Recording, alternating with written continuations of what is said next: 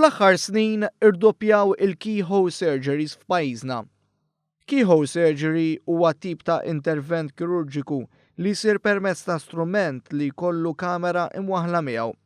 Al kontrarju ta' operazzjoni mlaqma tradizzjonali, permezz ta' din il-kamera il-kirurgu jsegwi l-proċess tal-operazzjoni minn fuq screen u għalhekk ma hemmx ħtieġa li ġisem il-pazjent jinfetaħ iż-żejjed. Dwar din it-tip ta' kirurġija iltqajna ma' Predrag Andrejevic, kirurgu Serb li ilu jgħix f'Malta għal iżjed minn 20 sena u għandu esperjenza vasta f'din it-tip ta' kirurġija. Fi kliemu din il-kirurġija tikkawża inqas komplikazzjonijiet u tajn li l-pazjent jirpilja iżjed malajr. Keyhole surgery is something relatively new.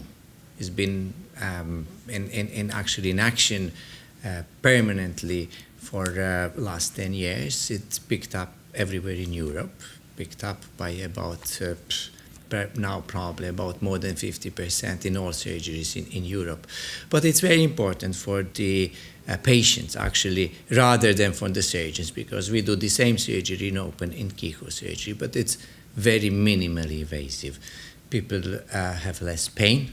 Ma stajniex ma nistaqsuħx dwar l-importanza ta' taħriġ li jingħata minn żmien għal żmien lil professjonisti ħalli aktar kirurgi ikunu kapaċi operaw b'dan it-tip ta' proċess. We are lucky, especially in the last 3 years, we have developed an international program, a teaching program, which we have experts coming over to teach us, our young doctors. So our young doctors in future, I hope in next 5 years, they'll be all trained to perform certain procedures in this keyhole surgery. So they will be very familiar.